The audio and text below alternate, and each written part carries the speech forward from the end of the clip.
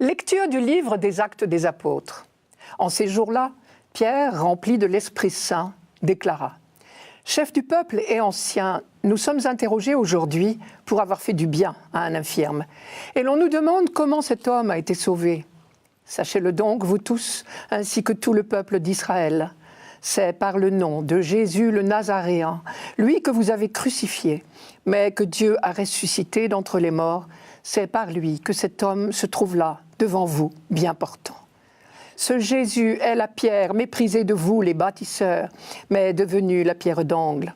En nul autre que lui, il n'y a de salut, car sous le ciel, aucun autre nom n'est donné aux hommes qui puisse nous sauver. »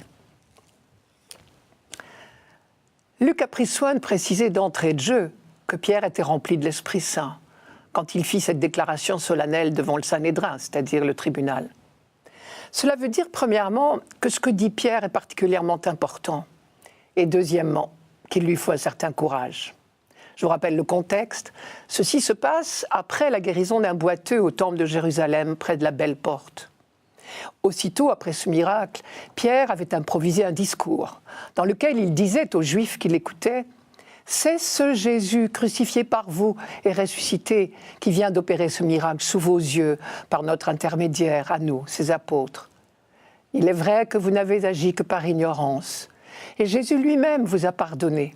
À preuve, sa phrase sur la croix : « Père, pardonne-leur, ils ne savent pas ce qu'ils font. » Vous n'avez plus qu'à vous convertir à votre tour. Ce petit discours en a effectivement converti un certain nombre, mais il n'a pas été du goût de tout le monde, ce qui se comprend. Les mêmes qui ont décidé la mort de Jésus il n'y a pas si longtemps aimeraient bien ne plus jamais en entendre parler. Luc raconte : « Pierre et Jean parlaient encore au peuple quand les prêtres, le commandant du temple et les Sadducéens les abordèrent. Ils étaient excédés de les voir instruire le peuple et annoncer, dans le cas de Jésus, la résurrection des morts. Ils les firent appréhender et mettre en prison jusqu'au lendemain, car le soir était déjà venu.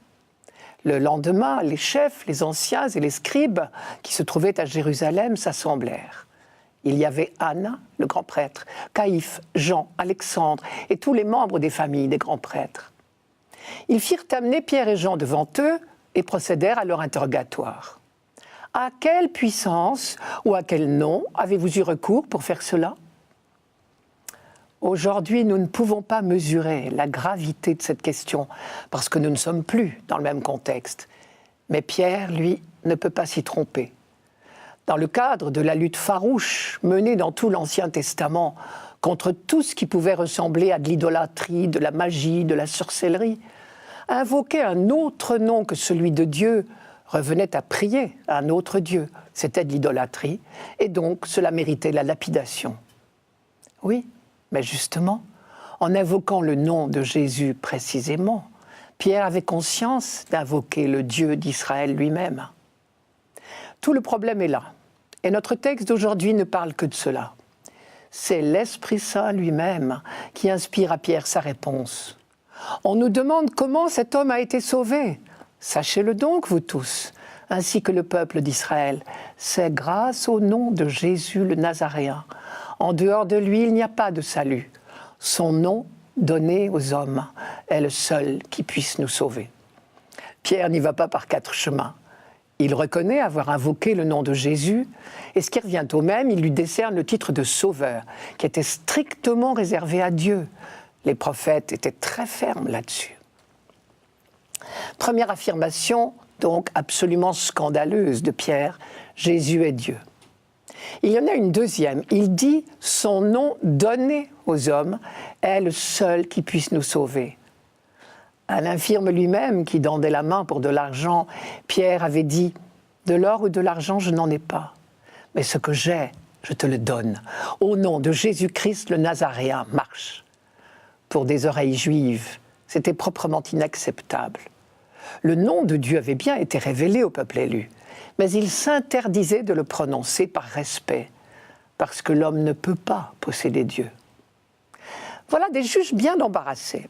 D'un côté, cet infirme connu de tous, qui a plus de 40 ans, nous dit Luc, et dont la guérison spectaculaire n'est pas contestable. De l'autre, ces forcenés qui leur font la leçon sur ce Jésus dont on se croyait débarrassé. Luc raconte, ils constataient l'assurance de Pierre et de Jean, et se rendant compte qu'il s'agissait d'hommes sans instruction et de gens quelconques, ils en étaient étonnés. Alors, nos juges ont fait comme on fait toujours en pareil cas. Ils ont renvoyé les prévenus et annoncé qu'ils allaient délibérer. Je laisse encore Luc parler. « Qu'allons-nous faire de ces gens-là » se disait-il. « Ils sont bien les auteurs d'un miracle évident. La chose est manifeste pour toute la population de Jérusalem. Nous ne pouvons pas le nier. Néanmoins, il faut en limiter les suites parmi le peuple. Nous allons donc les menacer pour qu'ils ne mentionnent plus ce nom devant qui que ce soit. » Ils les firent alors rappeler et leur interdirent formellement de prononcer ou d'enseigner le nom de Jésus. Mais rien ni personne n'a plus jamais pu faire taire les témoins du Christ, et cela grâce à la force de l'Esprit Saint. Dernière remarque, le nom de Jésus est donné aux hommes, dit Pierre. Chrétiens, nous portons le nom même du Christ, son nom nous est confié, d'où notre responsabilité d'annoncer le salut.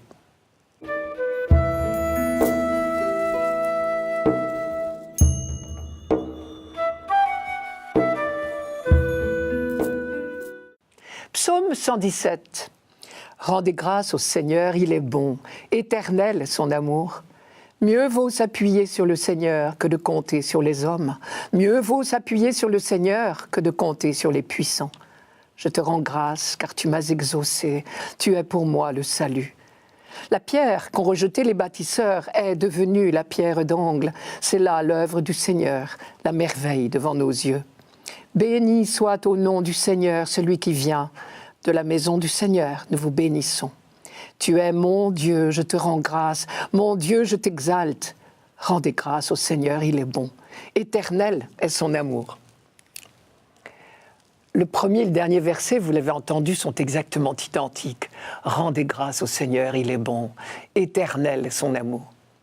Ces deux versets disent toute l'expérience d'Israël, la découverte qu'il a faite grâce à la révélation par Dieu lui-même de son mystère. Un Dieu d'amour, un Dieu fidèle. Il fallait bien la révélation pour qu'on puisse oser penser une pareille chose. Au cœur de la méditation de ce psaume, nous retrouvons encore une fois cette phrase que nous connaissons bien. La pierre qu'ont rejetée les bâtisseurs est devenue la pierre d'angle. C'est là l'œuvre du Seigneur, la merveille devant nos yeux. Pour commencer, Jésus lui-même a cité cette phrase quelque temps avant sa passion, ce qui veut dire qu'elle lui paraissait éclairer un aspect de son propre mystère. Cela se passait au cours d'une de ses discussions avec les grands prêtres et les anciens. Il leur avait raconté une parabole, celle qu'on appelle des vignerons homicides. Je rappelle, il était une fois un propriétaire qui planta une vigne, l'entoura d'une clôture, y creusa un pressoir et bâtit une tour. Pour les interlocuteurs de Jésus, tous ces détails étaient d'une très grande importance. Ils disaient tout de suite de quelle vigne Jésus voulait parler. Car Isaïe avait employé exactement ces mots-là pour parler du peuple d'Israël. Et le propriétaire représentait Dieu, bien sûr. Dans la parabole d'Isaïe, le propriétaire se plaignait parce que, malgré tous ses soins, cette vigne ne donnait rien. Jésus reprend cette parabole, mais il y ajoute un nouveau chapitre. Le propriétaire a confié sa vigne à des vignerons et il est parti en voyage, ce qui prouve déjà qu'il leur faisait confiance. Quand est arrivé le temps des fruits, il a envoyé ses serviteurs réclamer son dû aux vignerons. Mais les vignerons ont empoigné les serviteurs. Ils ont battu à mort le premier, tué le second, lapidé le troisième. Qu'a fait le maître? Il a envoyé d'autres serviteurs, plus nombreux. Mais ils ont subi le même sort. Finalement, le propriétaire a envoyé son propre fils. Lui, quand même, les vignerons le respecteraient, pensait-il. Au contraire, les vignerons l'ont tué lui aussi, justement, parce qu'il était le fils et donc l'héritier. Comme souvent, à la fin d'une parabole, Jésus pose une question à ses auditeurs. À votre avis, que va faire maintenant le maître de la vigne? Réponse évidente. Il va traiter ses premiers vignerons comme il le mérite et confier sa vigne à d'autres. Alors, Jésus enchaîne. N'avez-vous jamais lu dans les Écritures la pierre qu'ont rejetée les bâtisseurs, C'est elle qui est devenue la pierre d'angle. C'est là l'œuvre du Seigneur. Quelle merveille à nos yeux. C'est la citation littérale de notre psaume d'aujourd'hui. Et Jésus continue. Aussi, je vous le déclare, le royaume de Dieu vous sera enlevé et il sera donné à un peuple qui en produira les fruits. Celui qui tombera sur cette pierre sera brisé. Celui sur qui elle tombera, elle l'écrasera. Cette pierre angulaire est donc à double tranchant, si l'on peut dire. Précieuse pour les uns qui peuvent s'y appuyer, et alors on parle d'œuvre merveilleuse de Dieu, elle est redoutable pour les autres. En matière de construction, c'est logique. La pierre inutilisée restée sur le chantier devient un obstacle sur lequel on trébuche. Isaïe déjà employait cette image pour parler de Dieu, je cite « C'est le Seigneur le Tout-Puissant que vous tiendrez pour saint, c'est lui que vous craindrez, c'est lui que vous redouterez. Il sera à la fois un sanctuaire pour vous, un lieu de protection pour les fidèles, et une pierre que l'on heurte, un rocher où l'on trébuche. Beaucoup y trébucheront, tomberont, se briseront. » C'est au chapitre 8 d'Isaïe. Il veut dire par là que Dieu est source de vie pour les croyants, mais que ceux qui le méprisent font leur propre malheur. On retrouve là, d'une certaine manière, un thème très habituel de la Bible. Il y a deux chemins possibles dans la vie, celui qui nous mène à Dieu et le chemin opposé. Si on prend la bonne direction, chaque pas nous rapproche du but. Mais si on se trompe au carrefour, chaque pas nous éloigne du but. Ceux qui ont accepté de croire en Jésus, qui l'ont reçu, comme dit l'évangile de Jean, grandissent tous les jours dans la paix, la lumière, la connaissance de Dieu. Ceux qui, au contraire, et par ignorance tout simplement, ont refusé de croire, sont entraînés dans un aveuglement croissant. Dans le texte des Actes des Apôtres de ce dimanche, par exemple, il est frappant de voir comme les autorités religieuses de Jérusalem s'enferment et après avoir liquidé Jésus ne songent qu'à faire taire ses disciples sans accepter de laisser remettre en question leur certitude, même quand les miracles leur crèvent les yeux. Pour ceux qui ont accepté de croire, au contraire, tout est devenu lumineux. L'Esprit Saint les a ouverts, peu à peu, à l'intelligence des Écritures. Déchiffrant le dessein de Dieu qui se réalise peu à peu dans l'histoire des hommes, ils peuvent dire « Rendez grâce au Seigneur, il est bon, éternel est son amour ».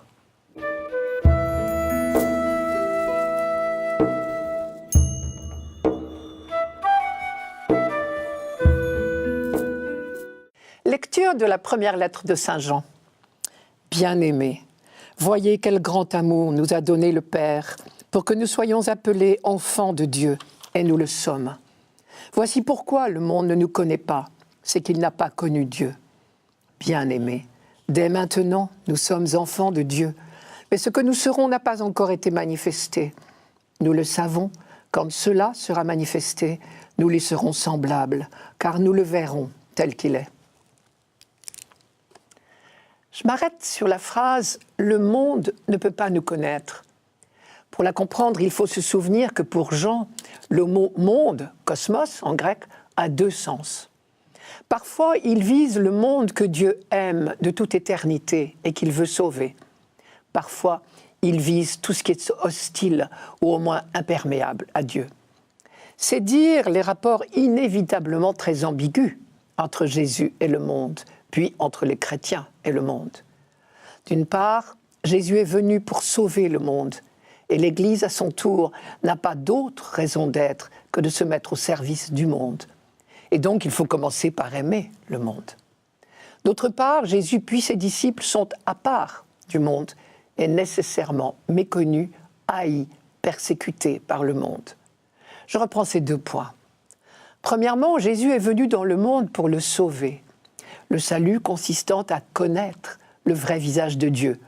C'est le sens de la parole de Jésus à Pilate. « Je suis né, je suis venu dans le monde pour rendre témoignage à la vérité. » Et si Dieu veut sauver le monde, c'est parce qu'il l'aime. Dieu a tant aimé le monde qu'il a donné son Fils unique pour que tout homme qui croit en lui ne périsse pas, mais ait la vie éternelle. Vous reconnaissez une phrase de Jésus chez Jean. Jean dans la suite de sa première lettre, répétera « Voici comment s'est manifesté l'amour de Dieu au milieu du monde. Dieu a envoyé son Fils unique dans le monde afin que nous vivions par lui. » Et Jésus accepte d'aller jusqu'au bout pour que le monde découvre cet amour du Père.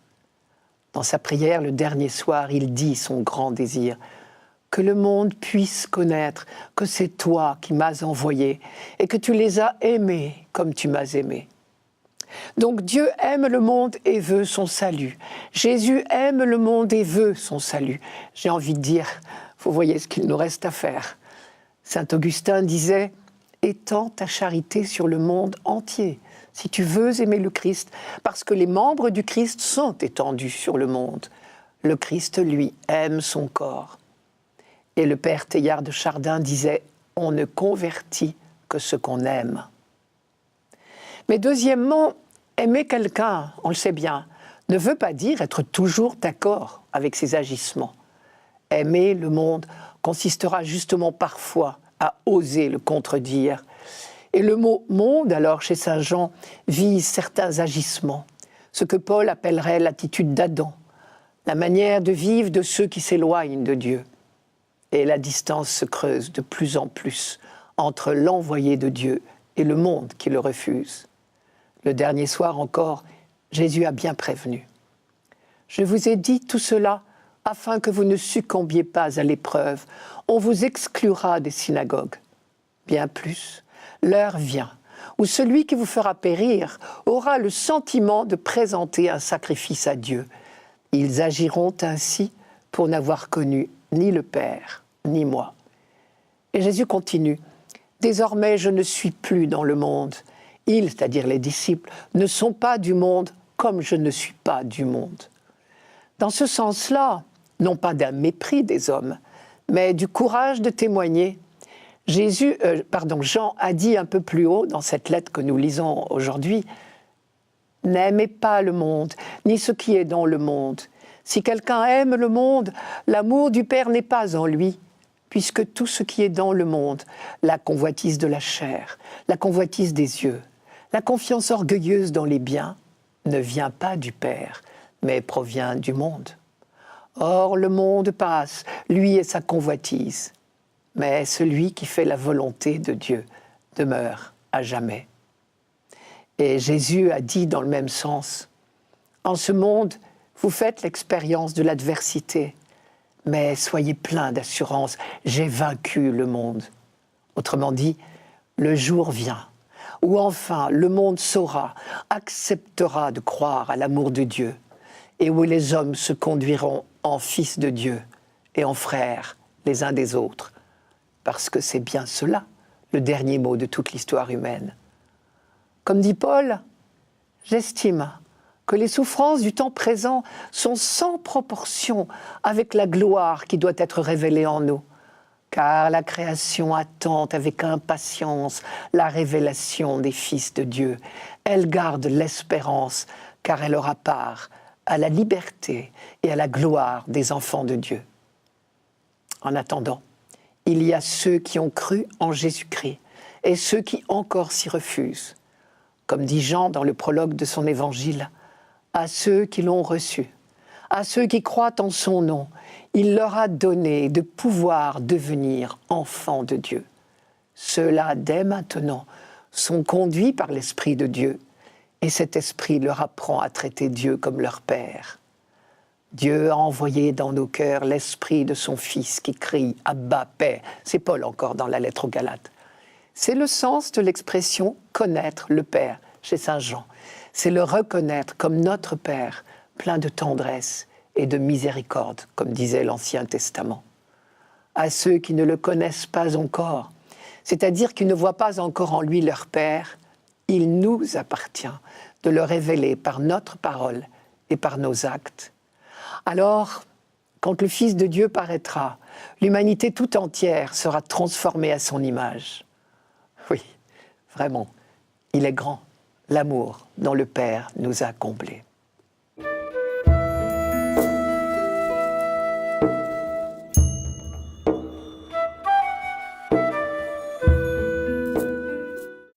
Évangile de Jésus-Christ selon saint Jean.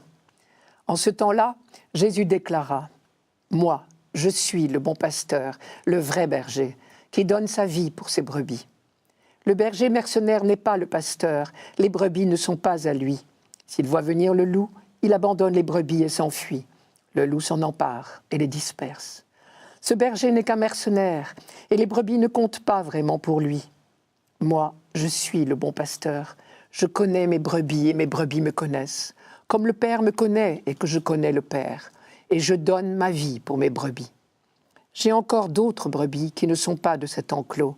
Celles-là aussi, il faut que je les conduise. Elles écouteront ma voix. Il y aura un seul troupeau et un seul pasteur. Voici pourquoi le Père m'aime, parce que je donne ma vie pour la recevoir de nouveau. Nul ne peut me l'enlever, je la donne de moi-même. J'ai le pouvoir de la donner, j'ai aussi le pouvoir de la recevoir de nouveau. Voilà le commandement que j'ai reçu de mon Père. À l'époque biblique, le troupeau était peut-être la seule richesse de son propriétaire. Il n'y a qu'à voir comment le livre de Job décrit l'opulence, puis la déchéance de son héros. Cela se chiffre en nombre d'enfants d'abord, puis en nombre de bêtes, tout de suite après. Je cite, « Il y avait au pays de Houts un homme du nom de Job. Il était cet homme intègre et droit, craignait Dieu et s'écartait du mal. 7 fils et 3 filles lui étaient nés. Il possédait 7000 moutons, 3000 chameaux, 500 paires de bœufs, 500 ânesses et une nombreuse domesticité. Cet homme était le plus grand des fils de l'Orient. » Et quand on vient annoncer à Job tous les malheurs qui s'abattent sur lui, cela concerne ses troupeaux et ses enfants. Déjà d'Abraham, on disait « Abraham était riche en troupeaux, en argent et en or ». Première remarque, si les troupeaux sont considérés comme une richesse, nous pouvons oser penser que Dieu nous considère comme une de ses richesses, ce qui est quand même une belle audace sur le plan théologique. Dieu est donc habituellement comparé à un berger dont le troupeau est le peuple d'Israël. Par exemple, « Le Seigneur est mon berger, rien ne saurait me manquer ». Cette image du berger dit la sollicitude de Dieu qui rassemble son peuple. Et très souvent, ce thème du berger est associé à l'expérience de l'Exode, la libération d'Égypte.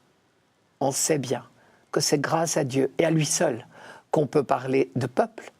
Sans lui, on ne s'en serait jamais sorti.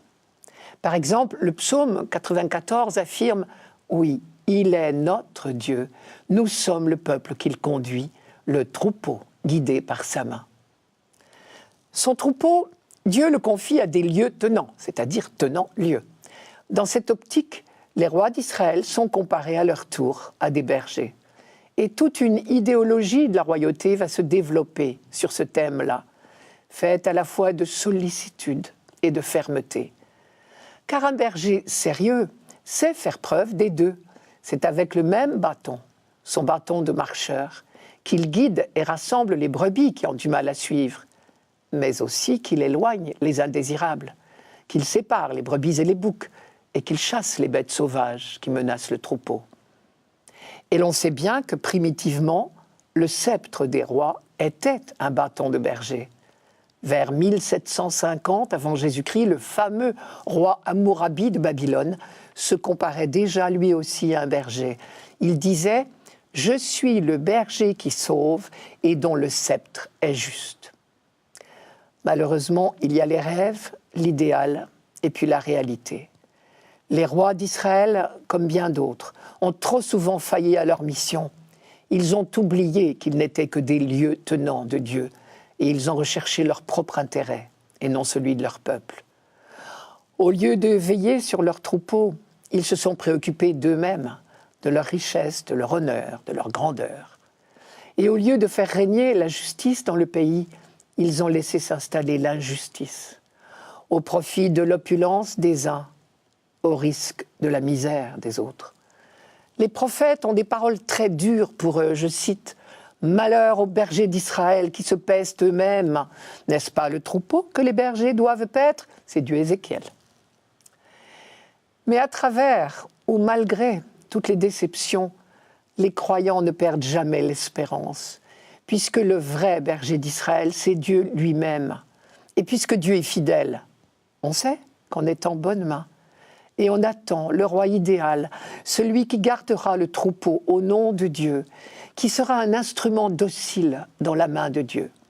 Par exemple, encore chez Ézéchiel, « Moi-même, je ferai paître mon troupeau, moi-même le ferai coucher, dit Dieu. La bête perdue, je la chercherai. Celle qui se sera écartée, je la ferai revenir. Celle qui aura une patte cassée, je lui ferai un bandage. La malade, je la fortifierai. » Donc, quand Jésus s'attribue le titre de bon pasteur, cela revient exactement à dire « Je suis le Messie, celui que vous attendiez, le Sauveur, c'est moi. » D'ailleurs, ses interlocuteurs ne s'y sont pas trompés, puisque Saint Jean note dans les versets suivants que cette déclaration a provoqué à nouveau la division parmi les Juifs. Les prêtres et les chefs du peuple ont très bien compris, derrière les propos de Jésus, une attaque à peine déguisée contre eux qui sont les pasteurs en titre du troupeau qui leur a été confié par Dieu. Plus tard, les chrétiens découvriront ce qu'Ézéchiel ne pouvait pas encore deviner, que réellement, le Messie serait non seulement un lieutenant de Dieu, mais le Fils de Dieu lui-même. Son sceptre à lui, c'est sa croix. Quand j'aurai été élevé de terre, j'attirerai tout à moi.